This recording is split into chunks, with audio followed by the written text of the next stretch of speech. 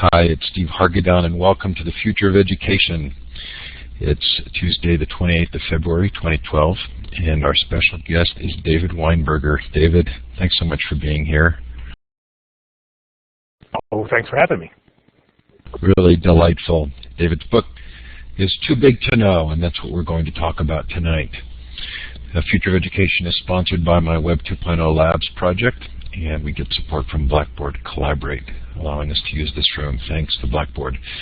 Do be sure to check on the ISTE and Q Unplugged events if you're going to either conference. Lots of fun at both. 50-year anniversaries for these events at both conferences as well. ISTE has the really fun all-day Unconference, which has been previously called EduBloggerCon, now being called Social EdCon, and lots more, including the Bloggers Cafe and ISTE Live. Q is actually going to mirror a number of these events, so if you're going to be in Palm Springs for Q, can't wait to see you. Classroom 2.0 is also celebrating its 5th anniversary. We reached 64,000 members last week, which was a lot of fun. Please check on a couple of projects we're working on. One is called Ed Incubator, and we're helping PBS NewsHour develop a cadre of teachers to help them with their journalism projects for students. Also, Classroom 2.0, the book. We are accepting contributions right now. Every chapter, every contribution will get published, at least online, and then we'll be selecting some number for the actual book. So please go to classroom20.com. We have some virtual conferences coming up, really a lot of fun. We're going to do the Classroom 2.0 5th anniversary celebration. It looks like it may now be in conjunction with Discovery Educators in April, and it will be calling it the Social Learning Summit. The Gaming and Education Conference, we're probably going to have to change the date of that, but that is coming up, as well as the Alternate Education Conference. Library 2.012, the Future of Libraries, October 3rd through the 5th. And the Global Education Conference, November 12th through the 16th. If you haven't attended one of these 1,000 attendee virtual conferences, they are a blast. So please stay tuned. Joining any of the networks, Classroom 2.0, Future of Education, will keep you informed. Library20.com. Coming up on the Future of Education, I have a couple of weeks of conference travel, but when I'm back, I have a conversation with Mimi Ito. Kathy Davidson comes on to talk about her book, Now You See It. David Warlick will be on. I don't think I've ever had David on the show, and I'm really delighted he's coming on. And he and I have really connected on this idea of the individual worth of each student, and this as being kind of a narrative piece. The idea that no parent should accept the idea that their child is defective. Anyway, lots of fun. We're going to have a good conversation. I think Alec Koros is going to talk about social learning. Dick Gale on appreciative inquiry and positive deviance. Howard Rheingold comes on to talk about his new book, NetSmart. Anyway, there's lots more on this list. Added today, David Preston, and then Marcia Connor on her book on social learning. So lots of fun. If you've missed the Future of Education interview, they are all recorded in full Illuminate, Collaborate versions and MP3. We heard from Dennis Litke last week, and boy, if you really are interested in kind of authentic learning in what is becoming a more accepted structure, you need to learn about big picture schools. Alan Blankstein talked to us about the answers in the room and the wisdom at local levels, which may actually come up tonight. Lorette Lynn talked about homeschooling, unschooling, and the like. Anyway, over 250 shows, all up in recorded version. Hope there's something of interest to you there. Now we get some fun here. We're going to give you all permissions to indicate where you're listening from. To the left of the map, you should see some icons now. You're looking for the second one down, which is the star. And you double-click on that and then click on the map. And feel free to shout out in the chat as well where you are, the time, the temperature. I'm in Park City, Utah, and we are finally getting good snow. So hopefully spring doesn't come too quickly.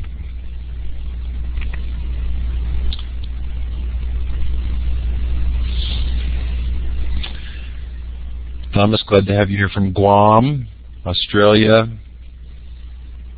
Denver, Phoenix, Melbourne, Maryland. Oi, Brazil, glad to have you here.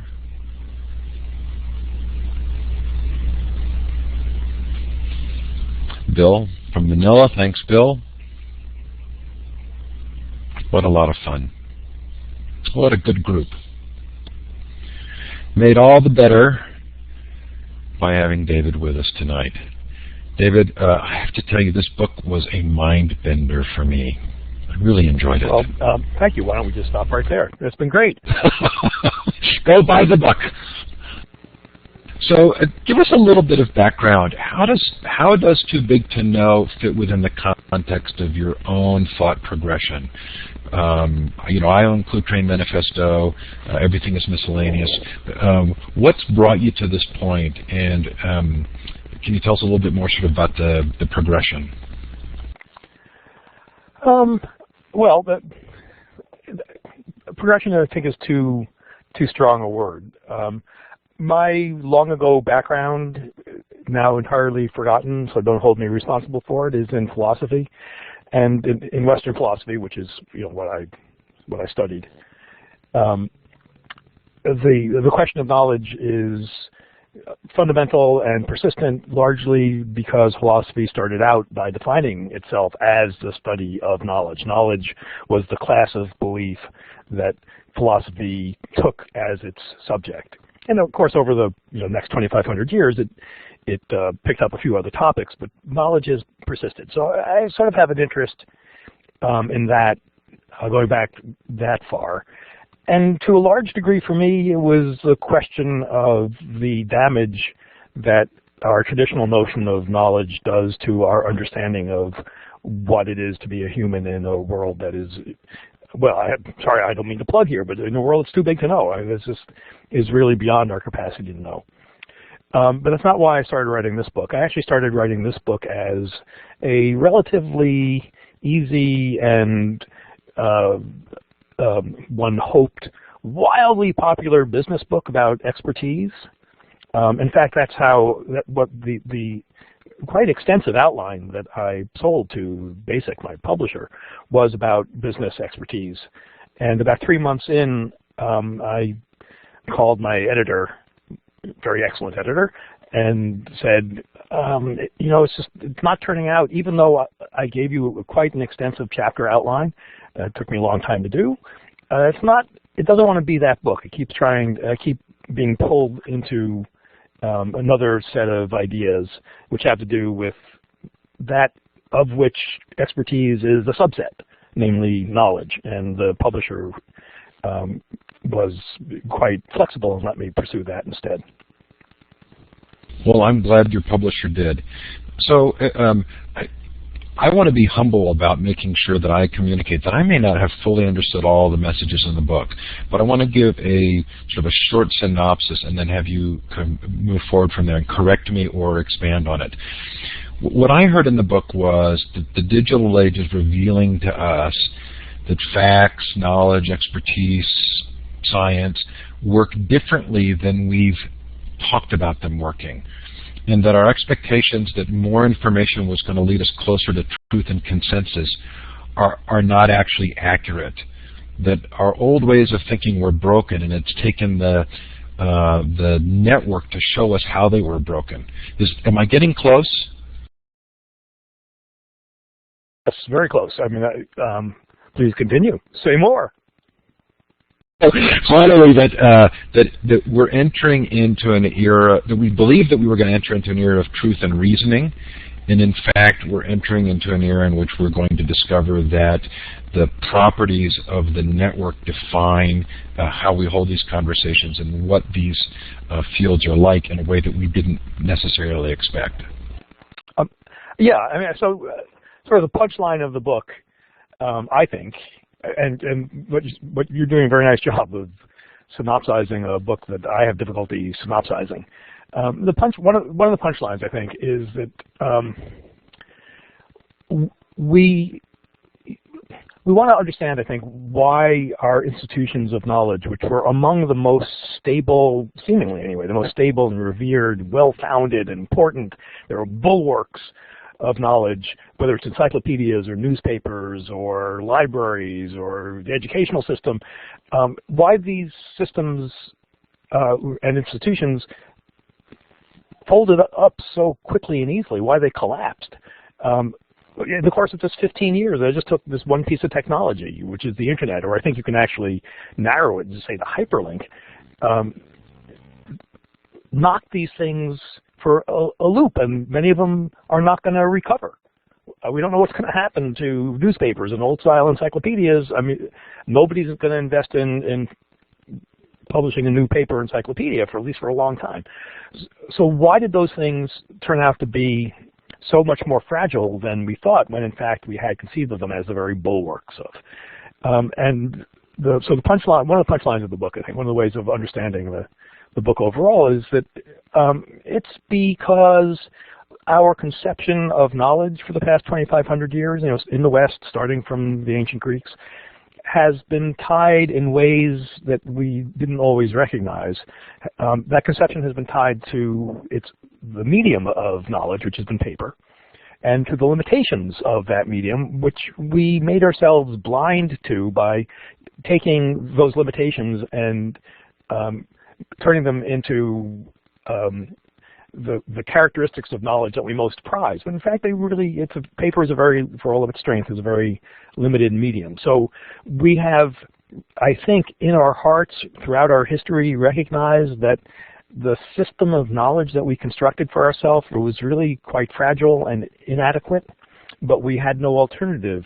We didn't have an Archimedean place to stand to see how fragile and inadequate that old system of knowledge was. And as soon as we got a new system and a new place to stand, a new medium for knowledge, the internet, then suddenly we realized just how ill-founded some of those institutions were and our expectations for those institutions. Well, knowing that some of the people listening are not going to have read the book, I'm very aware of sort of the number of hours it took me to kind of grok the message.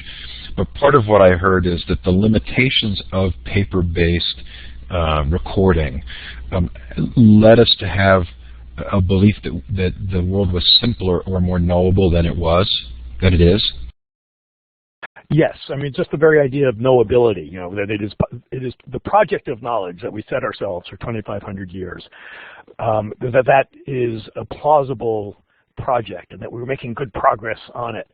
That itself has been called into question, I think, by this new technology. The old project was that we would come up with methodologies, and in recent centuries for determining what the facts are.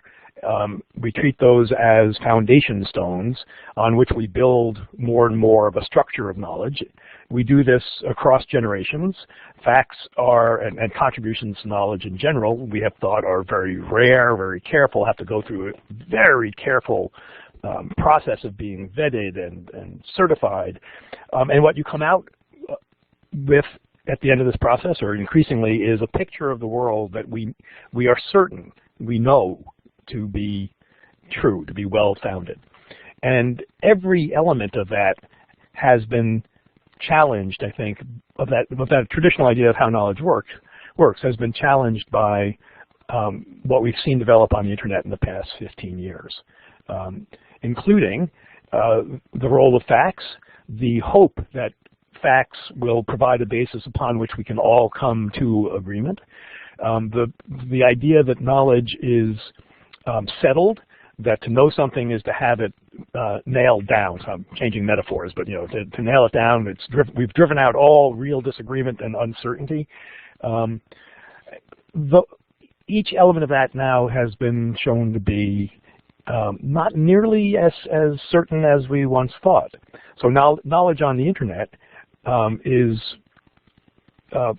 we benefit from big data and lots of knowledge and putting ideas out and even data out before it's been nailed down and settled and clean. Just put it out there. Put up lots and lots of data of all different sorts, numerical data as well as ideas and comments and all the rest of it. That turns out to be a really valuable technique for knowledge, publishing first and filtering afterwards. The idea that we are going to agree based upon facts, we now know, because that's not going to happen, because we can see that we have lots of facts, lots of supposed facts anyway, and we are not coming to agreement. We can see just how deeply we have always disagreed. And the hope that we are going to settle on things is, I think, is the hope that generally we have to give up on. At least we're not going to settle on the basis of facts. The idea that the fundamental unit of knowledge is a fact, well, no, it looks like it's a link. And I mean that in quite literal sense, and we can talk about linked data, perhaps. And finally, although there's a longer list, but finally, the idea that knowledge is maybe the most fundamental idea about knowledge in our culture, right from the very beginning, is it's that upon which we settle. It's known and it's certain and it's settled. The initial definition of knowledge, as many of you know, in our culture comes from Plato, which is it's justified true belief. And because it's justified, that means we can be certain about it. But it turns out that network knowledge, that once knowledge starts to live on the net rather than on paper, that including difference and disagreement of all different sorts in a network of knowledge gives that network more value than the forlorn hope of driving out all difference. So knowledge is in many ways now unsettled, and we're finding a great deal of value in that. You know, in reading the book, it was very easy for me to think about the last 10 years and the degree to which, you know, we maybe have had these bright hopes that there was sort of a Star Trek or Vulcan future where there would just be more data, more facts would equal truth.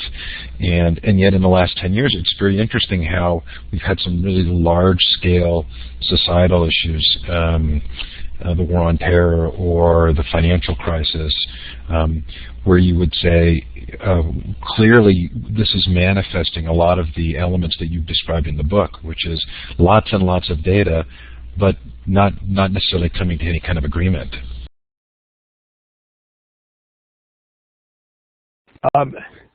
Yes. So in some ways knowledge has always been unsettled. There's always been disagreement about it. Much of that disagreement was hidden from us because the media that we had, whether it's paper or in the modern age, it's the mass media of TV and radio, the aperture for content was so small that the dissenting voices, some of which are valuable dissenters and many of which are just crackpot crazy people, nevertheless all those voices were kept out, marginalized, as we say these days. And so we didn't see just how much disagreement there was. Now we do see it, and I think we have to just accept the fact that disagreement is the permanent condition of being human. It also turns out that so when we're dealing with big data, I think it's pretty well agreed at this point.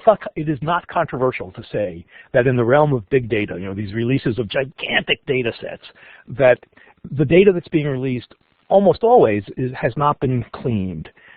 It is known to have errors and bugs in it and all the rest of it because you can't. That sort of curation, in fact, curation in general, doesn't scale. If you want to get that much data out, you don't have time or people to go through it all with a fine-tooth comb and make sure that it's all right. But that's okay, because in the world of big data, having gobs and gobs and gigantic gobby clouds of unclean data gives you the material by which, through advanced computational techniques, you can get tremendous results. You can study things you didn't even know humans could study, and the errors drop out. I mean, that's oversimplified, but nevertheless, so much value in having dirty data up so long as there's lots and lots and lots of it. And it in a very similar way, I think the same thing has happened to knowledge. So rather than only publishing knowledge when we are confident that we have settled all issues and everybody agrees and we've driven out all disagreement, that doesn't scale. That scales when you have paper, but when you have the opportunity that the net provides, it would inhibit too much. It would impose a constraint that hurts us. And so it turns out that just as it's better to release lots of data knowing that some of it is wrong, it's buggy, it's also better to have knowledge networks where there are lots of people arguing And some of them are just flat out wrong, and some of them have different points of view. That a network like that has more value than the constrained, perfected, or seemingly perfected knowledge that would fit through the old filtered, curated, peer-reviewed aperture. So we're getting a lot of questions about the consequences of this view related to education, and I want to get to that toward the end if it's okay. So I'm going to pause on that. But why don't you give us a little bit of an understanding of how expertise then changes? The first thing to say is that in some important ways it doesn't. And I think I actually underplay this in the book, but I haven't read you've read the book way more recently than I have. I haven't read it since the last time we went through copy edit. But it's possible that I underplay the importance of old school expertise. Many of us have the deep pleasure of actually getting to work with experts who are they're amazingly knowledgeable and wise in some area. And it would be insane and disastrous to lose that sort of expertise, nor do I think we will. Because that seems to me to be sort of a personality trait, and we now have a medium that allows more and more people to become experts in that way. So I'm not particularly worried about losing old school experts, and they are a treasure that we could not afford to lose. Nevertheless, the old idea of expertise, which is a quite modern one, the idea of a professional expert that you go to who has, hangs out her shingle and she knows about stuff, that's been under fire for quite a while, and I think the web is providing the final nail in the coffin, as they say. So that rather than thinking that an expert is I'm sorry, so let me back up for 1 second. The net is allowing us to change our most basic strategy of knowing. The old strategy with the old media, which was totally appropriate to the old media, for about 2,500 years, was to face this fundamental fact, which is the world is just gigantically outscales our poor little brains. Our cranium is very small. So we've always had the problem of there just being a superabundance that we couldn't possibly master. And our old response to that was to limit what we need to know and to create a system of knowledge that consists of stopping points so that you can get an answer, trust the answer, and move on rather than having to repeat the experiment or keep on searching. And this adds so much efficiency to the system of knowledge that we have become wildly successful as a species because of it. And one of the elements of this system of knowledge as a set of stopping points was that we allow people to break off a brain-sized chunk of the world and to know it absolutely thoroughly. And those are experts. And experts function to a large degree as stopping points. You ask the expert a question or you read her book, you get the answer, and you can stop and move on. That, as I say, hugely efficient, made us really, really smart. But it's not, and it's the right strategy if you have a very limited medium for knowledge. But when you have a medium that is unlimited, as the internet is, in terms of its connections and its content, the ability to hold content, then it's time to switch strategies, and we have. And so we're seeing in lots of different areas, the experts that we're looking at, rather than trying to find the single best informed person and asking her and trusting the answer, we're seeing people present expertise as a cloud, or more exactly as a network, a community, a set of people who are in discussion, who don't all agree, and who are not going to come up with a single recommendation they can slap down and say, here's your answer, I nailed that for you. This sort of cloud of experts has value precisely because of the disagreement. And 20 years ago or 50 years ago, to say that would have been insanity. And now it's, not only do I think it's right, I think it actually strikes people as sounding quite reasonable and plausible. The difference in disagreement is in fact a constituent part of knowledge that makes the knowledge better. So you don't say this in the book. These are my words. So I'm not attributing to you, and if I'm mistaken, you can let me know.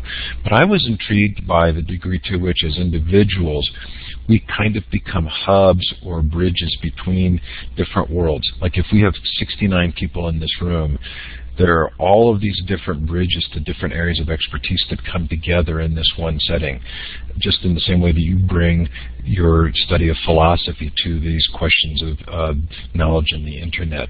And that felt to me like a really positive, constructive way of thinking about how the network is magnifying our ability to think together.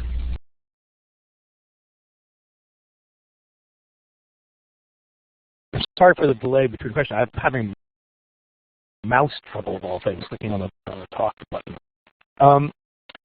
Yes. So you certainly did not need the internet. Our culture did not need the internet to recognize the importance and power of diversity. That's a topic that's been coming up for quite a while, and it's a really good topic. I think that, and I talk about this a bit in the book. I think we are frequently confused about the sort of diversity that we need. And I use as a reference in the book a book called The Difference by Scott Page, which talks about exactly that, the sorts of difference that makes a group smarter than any of the individuals. But there's another aspect of this that I think is particularly relevant to education, which is these knowledge networks, or what was the phrase, small world networks of people who are knowledgeable and engaged around some topic. One of the crucial, because knowledge has always been networked, and some reviewers and people talking about the book have taken me to task on that, saying knowledge has always been a network, which is of course the case. Right? I didn't write the book well enough, is what that's saying to me. Of course, knowledge has always been networked. It's always come out of the social milieu, and we've always known that. Ben Franklin, there's this great book called it'll come to me very soon. In any case, we have always known knowledge comes out of networks, out of the old republic of letters. But the difference now is not simply that those networks are available to far more people. That's hugely important, of course. So the old republic of letters was a bunch of highly educated, wealthy white men. It's very important that this network has now been opened up so much further. That is crucial. But there's another crucial difference as well, which is knowledge networks enable public learning. I very much hope that the internet generation, and I don't mean anything in particular by that, people who have been on the internet for a while and who love the internet, we are learning that education can be and should be a public activity, not something that goes on between a teacher and a set of individuals, students who are made better as individuals, but rather that the very act of learning itself should be done in public. And the best example that I know of this is if you watch how software developers these days learn. If you have a question, you're writing a program or whatever, you have a question, you're stuck, can't figure out how to do something, you Google it, and you are taken almost always instantly, not just to an answer, but to an answer that has arisen from a discussion. Somebody else has asked that question before you did. The odds of you being the first person to ask the question, very small at this point. So somebody else has asked it, somebody has answered it, somebody else has gone in and fixed that answer, improved it, and they've posted the very code that you need. It's there in public.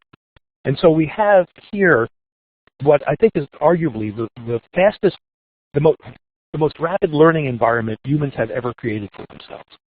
The environment, which is really sort of an ecology, that software developers have created for themselves. And crucial to this is not only the generosity of people helping each other out and sharing their code, and not only the absolute lack of embarrassment or shame about not knowing something. There's none. You ask. But even perhaps more crucially, the sense that this needs to be done in public so that others will learn from it. This is education that is done in public, and that makes the public sphere smarter for the next person. This, to me, is such an important development that we've seen emerge in this new environment. One of the things I really liked about the diversity chapter was the principle of forking.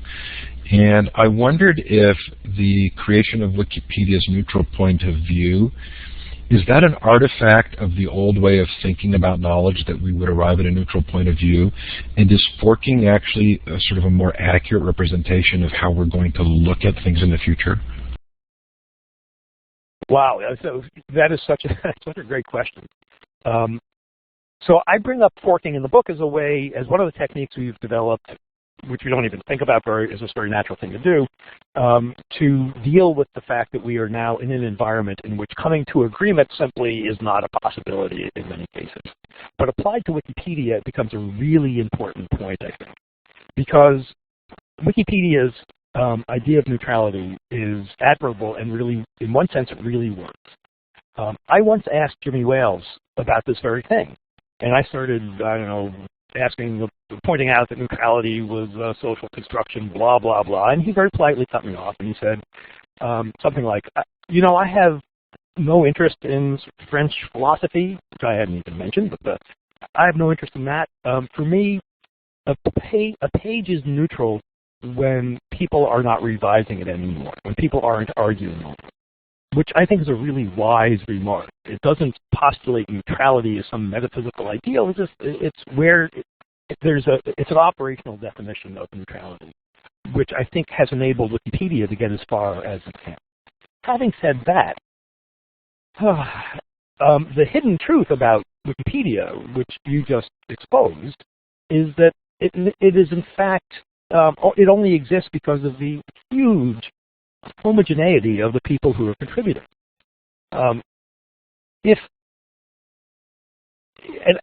That homogeneity doesn't have to, I'm not saying that it's all men or it's all affluent. It is a fairly diverse group in terms of those sorts of metrics. But there's such a strong agreement about how you come to resolution and the importance of evidence and of science. I mean, I agree with this. I'm a sort of good candidate for this peer group. If you look at for example, just the French Wikipedia, you're still within, sort of the European tradition here. You look at the French version of Wikipedia and you compare articles.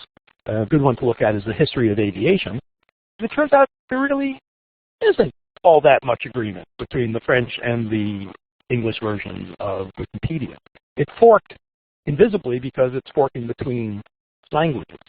And likewise, people who really fundamentally disagree with the basic rationalist stance that Wikipedia takes, and with which I agree, but who believe that, for example, real truth is faith-based, they don't get any real traction in Wikipedia. And Wikipedia tries to accommodate them, but they cannot accommodate to the degree that these people want. And so they either don't use Wikipedia or they create their own. They create Conservapedia or some faith-based version of Wikipedia.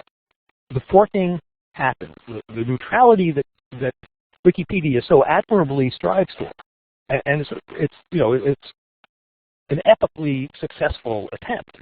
Nevertheless, behind it there is an invisible forking that allows it to succeed.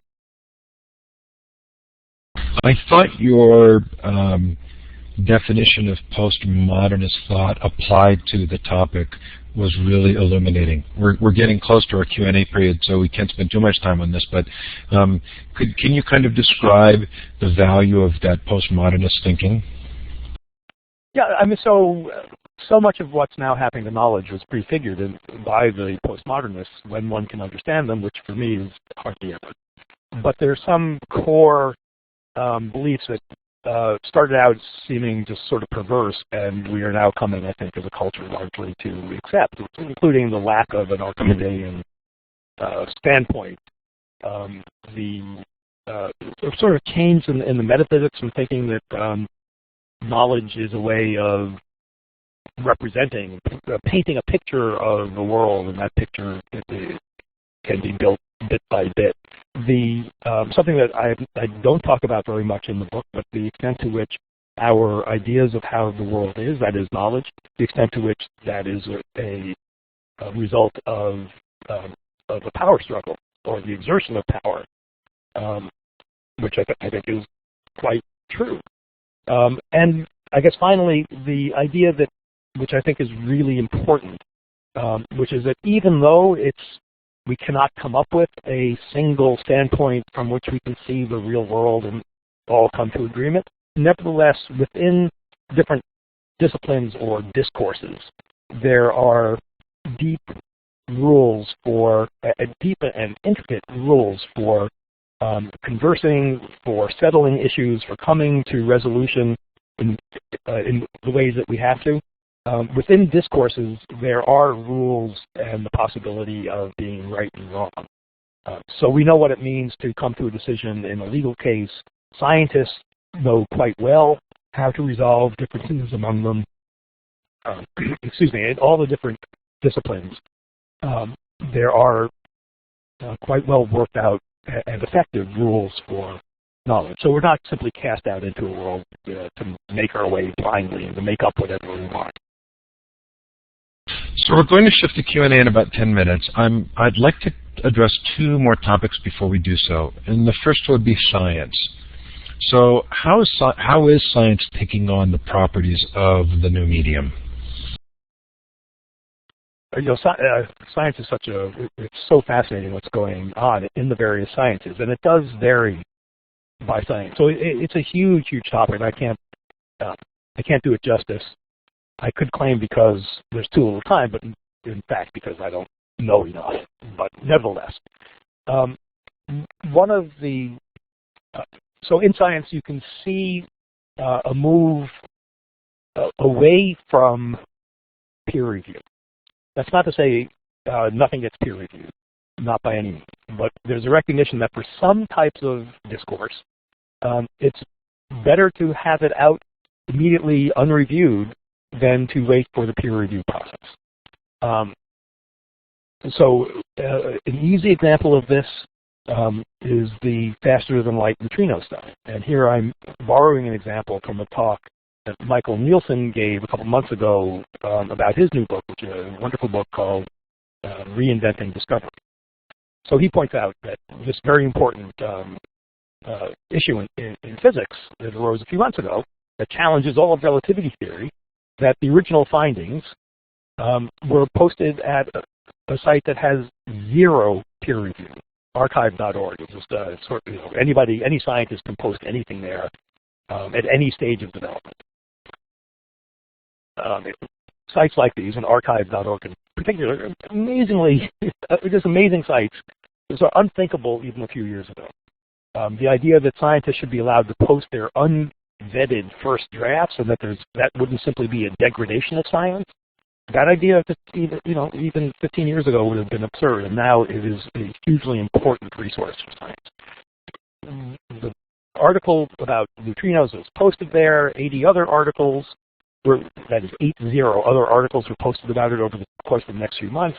The argument ran across the entire web. Everybody at every level of expertise could join in, find explanations at the right level, and make crazy suggestions, good suggestions. That web was where the knowledge not only developed, but where it lives even now. None of it was peer review. Peer review there's some well-known problems with it, but peer review adds value, but it's also very slow. It does not scale. And so quite consciously, this question, this huge question, vital question, they didn't want to wait the year and a half to get it published in a prestigious journal. They posted it the next day, next minute, the conversation had started. That's how you scale science. And you lose some things when you do it that way. But the gain in every direction is so immense. So many more people at every level can participate. So much more of the public can engage than in the old days where a year and a half later, when the article gets published in the scientific journal and maybe the New York Times picks up on it and they run an article and you don't understand enough to understand that article and you are out of luck. That's how it used to work. The gain that we get by networking, through the networking of science, is so immense and so transformative. And very quickly, the only other thing that I would say is, I think one of the ways of looking at what's happening in science now is that science, without intending to, because the medium was paper, science itself adopted a a publishing model as the way that you do science. That you work in small group, in private, you then publish your results, at which point you get credit for them. That's how publishing works. It's also how science has worked, and we're seeing that model fall apart in many of the sciences now, and I think overall to tremendous benefit. I'm not doing justice to the detail of that chapter by picking out one more item, but for me it was also very interesting to think about how the net can counterbalance the profit motive, and how things that maybe didn't have a justification for getting researched are getting more attention than they did before. Is that accurate? Yes, and I should point out that there's been really great news yesterday in the open access field, where there's been a movement that if you get federal funding, you should be required to publish your results in the open access form so that the public gets full benefit from it. Everybody can benefit from it. There was a bill that was going through Congress that would have prevented that requirement. And Elsevier withdrew support from it yesterday morning, and the sponsoring Congress people withdrew their support for it in the afternoon. And so this, from my point of view, amazingly regressive, unthinkable legislation that would keep federally funded research from being put into the public sphere. That bill died yesterday. A death that was none too early. In several places in the book, I actually wrote the word democracy, and I was kind of intrigued to go back and sort of think about why that kept coming to mind for me. And I think it came to mind because it was a recognition of the social aspects of conversation and the importance of talking together and working things out, and also the degree to which democracy, the way we use that phrase, often respects local decision making that aggregates to a larger whole. Is there a good connection between that concept of democracy and some of what you're describing?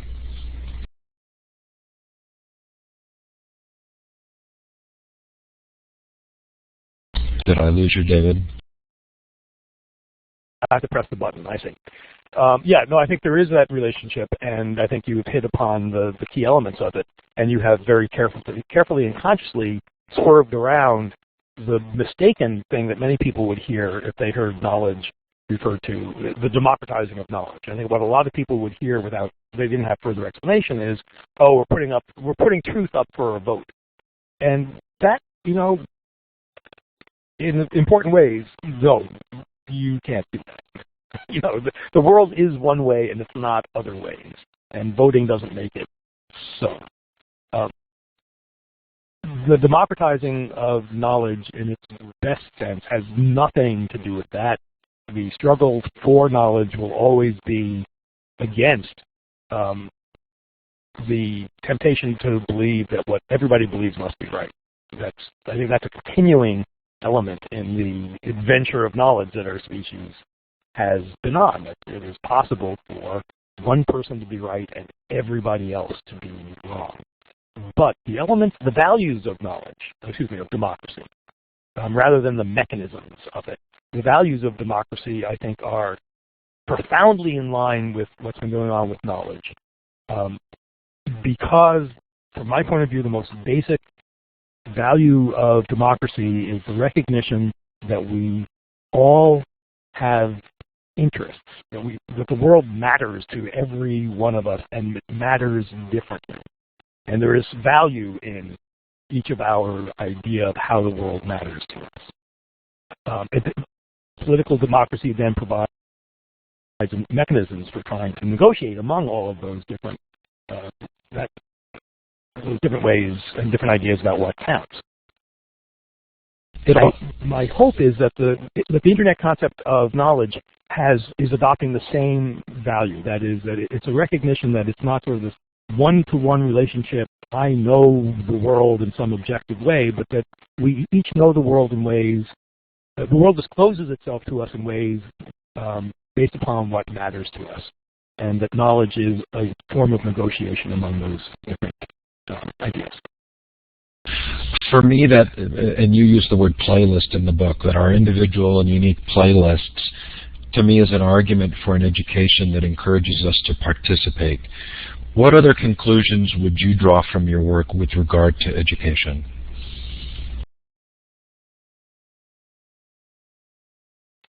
Well, from my point of view, the very easiest thing is I really hope that we start educating our children as if the internet is going to be where they find, develop, and love knowledge.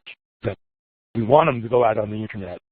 The internet is the greatest infrastructure for human curiosity ever. I mean, it shows us that the world is far more interesting than our media, and I hesitate to say our textbooks, ever let on. That's, for me, the greatest joy of the internet. And I believe our educational system is coming around to that, but still frequently, I'm afraid, treats the internet as primarily a swamp of bad information, which of course it is. But it's also a swamp of all the joy of education and knowledge as well. So educating our children from the very beginning, assuming they're going to be going out onto the internet for virtually all of their information and knowledge work, and helping them to understand what is reasonable and reliable and what isn't.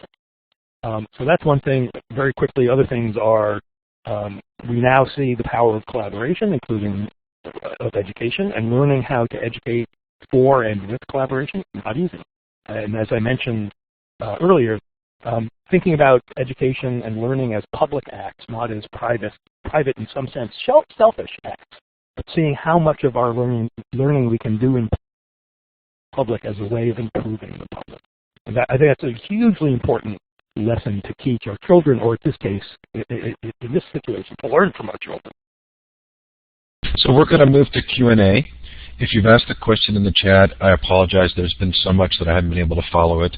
But you can put the question in the chat again, or you can raise your hand, as Kathy has done, which is the third icon over in the participant window. And so I'm going to give Kathy the mic and then Dean the mic, and I'll take questions in the chat as well. So Kathy, I've given you microphone privileges. To turn your mic on, click the talk button at the top left.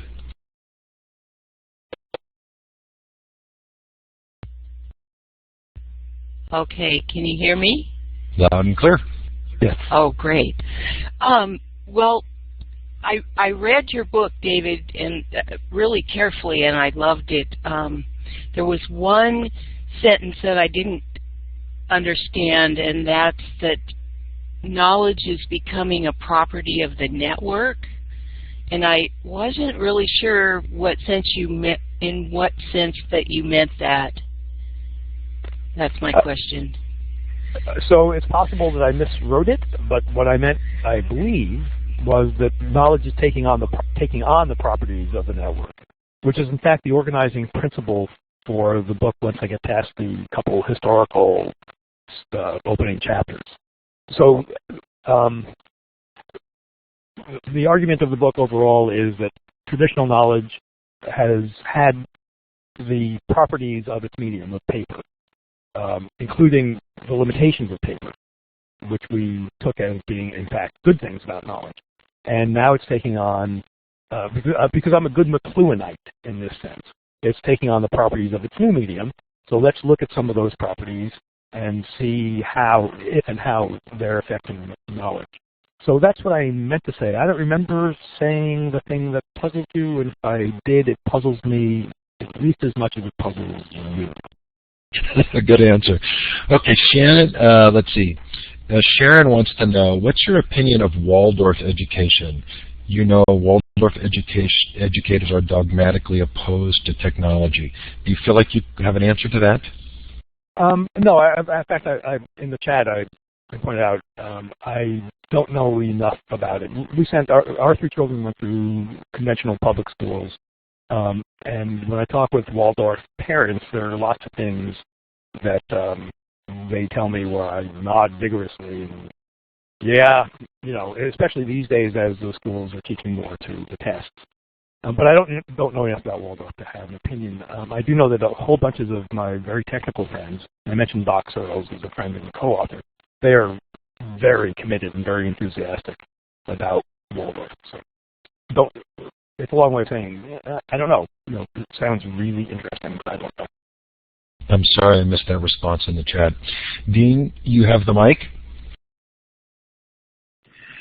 Hi, everyone, and hi, Dave. Thanks for taking time to chat with us here. Just an issue that's really been on my mind lately around this whole idea of diversity in civil discourse. I loved how you sort of unpacked all the nuances around that. But the thing that struck me is you used the example of Jay Rosen and particularly a phrase about the thoughtful responses that he had on, fairly, controversial subjects around journalism and objectivity. But I guess I'm wondering about where do you see the places or spaces for that kind of rich civil discourse to happen? And I'm sure it lies somewhere in what you talked about, this balance of the right kind of diversity. But I guess what I look at is I see mainstream news sites that will post a controversial article, and I mean, you don't even have to know to start reading through the comments to know that it's going to be a useless space for any kind of intelligent conversation around what is obviously a very interesting topic, whatever it may be.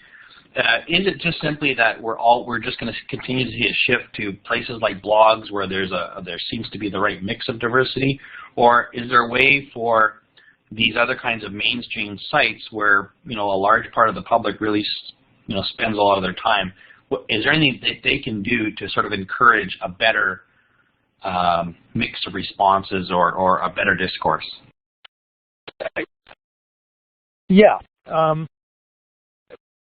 So there's obviously a lot of Yahooism on the net. That's not news to anybody, and we all know sites that are just comments threads make you sorry to be human. You just want to change species.